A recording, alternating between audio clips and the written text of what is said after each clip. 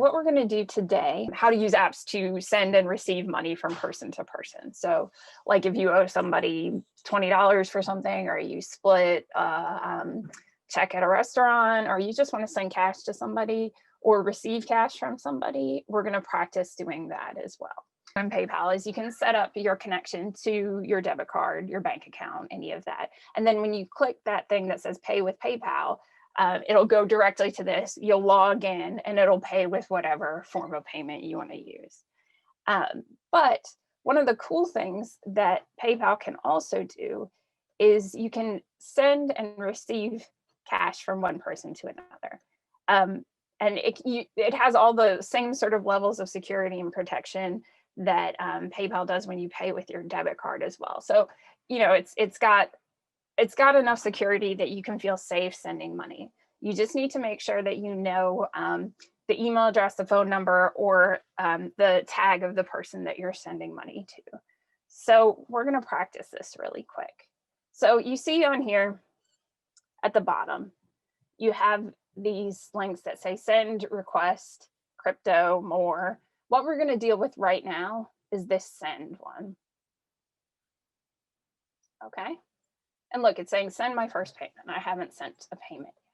So what this is, let's say we're going to use the Smart University email address. So let's say I owe the person on the other end of that $20.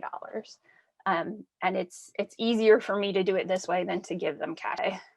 I'm going to go ahead and enter the main Smart email address. And they do have a PayPal account, but we're just going to practice as if we're sending money. Okay, so there we have info at Smart. So what it's going to do is that's going to pop up and say, you know, how much money do you want to send? So like I said, we owe them $20. We don't really, but and then I can add a message and say, you know, this is for lunch the other day. Lunch, I'm just going to say lunch today. And then you can add like little cute emojis and stuff too. So we're going to add, just for fun, we're going to add the little heart. It has sound. I don't know if you can hear that or not, but it's a pleasant little sound. So we're going to say review. And once we reviewed it, I'm going to enter my password. That's why the screen's going blank. So it's blanking it out because I'm entering my password right now. It's going to tell me to link a new card. So the reason it's saying that is because I actually haven't linked a card or a bank account to this PayPal account because it's just a test. But if you have your bank account or your debit card linked to your PayPal account, what it'll do is it'll give you the option to pay with that and you'll hit send. And once you've done that, what'll happen is that money will go to the other person's PayPal account. One of the things to keep in mind about PayPal and other similar apps like this is that what happens if you don't, so basically the money that you receive is going to come into your PayPal account. So in order to get that money into the bank, you can do one of two things. You can cash out instantly, where it'll charge you like a little bit of a fee. So it's usually like, I think for PayPal, it's maybe 3%. And then for some of the others, it's 1%. So that means you would get it in your bank account instantly, but you still have to do that. You have to say, I need to cash this out and put it in my bank account instantly. Otherwise, you can cash it out and it'll be in your bank account in like 1 to 3 days. And they'll do that with no fee at all. But what happens is your PayPal account becomes almost like a little bank account. So if you keep getting money from people, it adds up until you cash out. And you can cash out again, like you can cash out instantly and pay a little bit of a fee, or you can cash out 1 to 3, or I think PayPal can even go up to 1 to 7 days, but it's usually 1 to 3. And that doesn't cost a fee.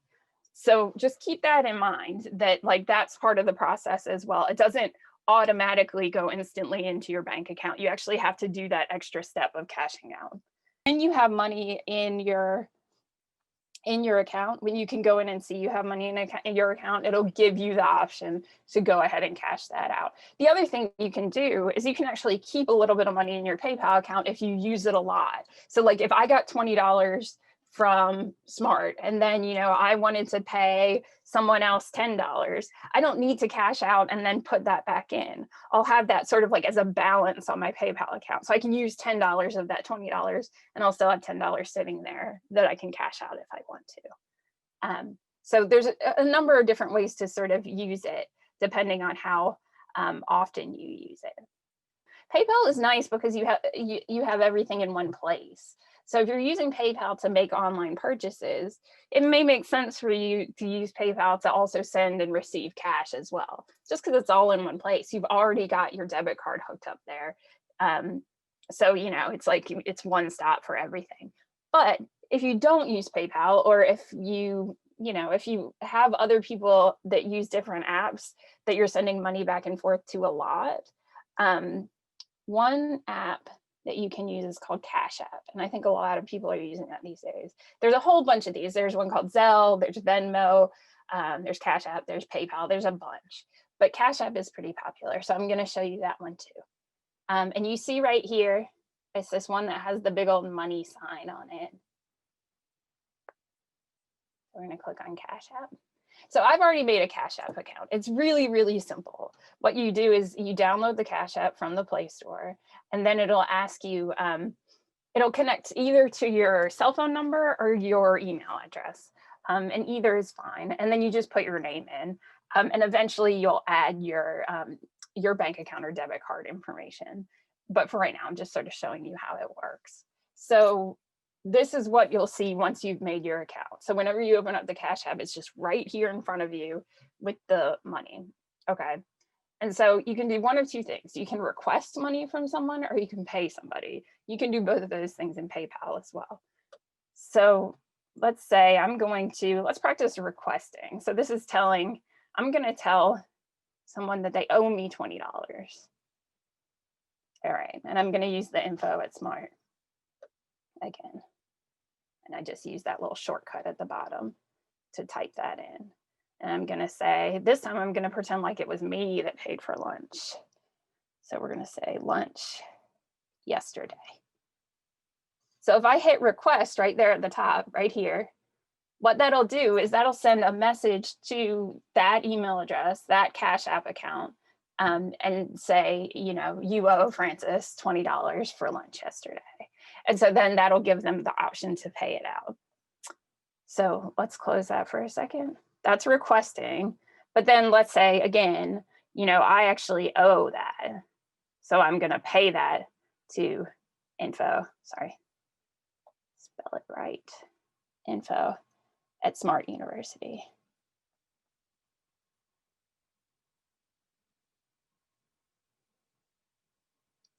And once I do that, I'm going to say for lunch. You see right there, you see Sprint's phone number popping up right there. What you can do, I didn't do this just because I didn't want all my contacts to show up in here, but you can connect your contacts to Cash App. And what'll happen is you'll see everybody like on there. And if they have an app on Cash App, what you'll see is it's a little it's like a dollar symbol with their name in front of, like whatever name they go by on Cash App next to it. So that's your indication that they actually already have Cash App. So that then you can send it to them directly. I could even in here, if I knew somebody's name, see it says cash tag right there. That's what you're talking about. So if I knew somebody's cash tag, what I would do is say $, let's say it's me, Francis Wood, and send it directly like that. That's not really me. I mean, that is someone named Francis Wood, but it's not me. Okay, so that's how you do it. But you can also do it with an email or a phone number, and then you hit pay and it would send directly to them once you've connected your bank account or debit information. And just like with PayPal, you have to cash out this as well. So you can have a balance on this. If people keep sending you money, it can grow and grow and grow. Like you could say, once I hit $100, I'm going to cash out and put it in my bank account. So then you can go in and you would go ahead and cash it out. And like PayPal, if you were doing it instantly into your account, it would cost a little bit of a fee of that amount of money. And in this case, in Cash App's case, it's 1.5%. So like if you were cashing out $100, you would get $98.50 back if you were doing it instantly. But if you were doing it where it processed in like a couple days, then you would get all of it. You get all $100 into your account. It's just a matter of like how fast do you need that money. It also depends on what bank you're using, but the instant would be instant no matter what bank you're using.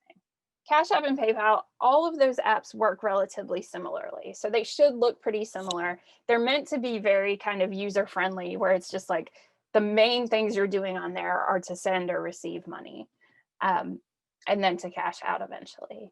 I'm going to share Cash App really quick on my computer as well. I'm going to share my computer screen just so you can see it a little bit bigger. It'll look a little different than what it looks like on your phone, but it's real similar. So this is what Cash App looks like on a computer, like on a bigger screen. All right. So I'm going to go ahead and sign in. See, it's really similar to the mobile one. So I'm going to do my Tech Talk test 405. That's something worth checking too. If you don't get your codes or like requests like that, make sure you enter the email right. Okay, so I'm going to enter the code that I just got and sign in. All right, so this here, it's asking for my debit card information because it's assuming that I'm logging onto here to send or receive money. Just for privacy's sake, I'm going to go ahead and skip this for right now and just do all the steps we otherwise would. But if you were doing this for yourself, you would go ahead and enter your debit card information there. Okay, so I'm going to say skip though. All right, you see no activity yet. So what we're going to do now is say create a payment. And you see this screen that looks really, really similar to the screen on the cell phone. So again, we're going to do info@smartuniversity.org and say for lunch, and we need to enter an amount. So say it's $20. And we're always double check that you're entering the right amount. You don't have a whole bunch of like extra zeros, that 20 doesn't turn into 2,000. Again, you'll have a chance to double check that on the next screen. So like you have multiple moments to see that, but just like make sure you don't want to accidentally send more or less than you meant to. So I'm going to go ahead and hit pay. And it's telling me to do it on a mobile device because I don't have my debit card connected on here. I don't have it connected on the other two, but you can do it from here. It would just go in exactly like that. Like if I had my debit card connected, it would just go straight through. Thank you so much, everybody. And I hope you have a great day. Bye.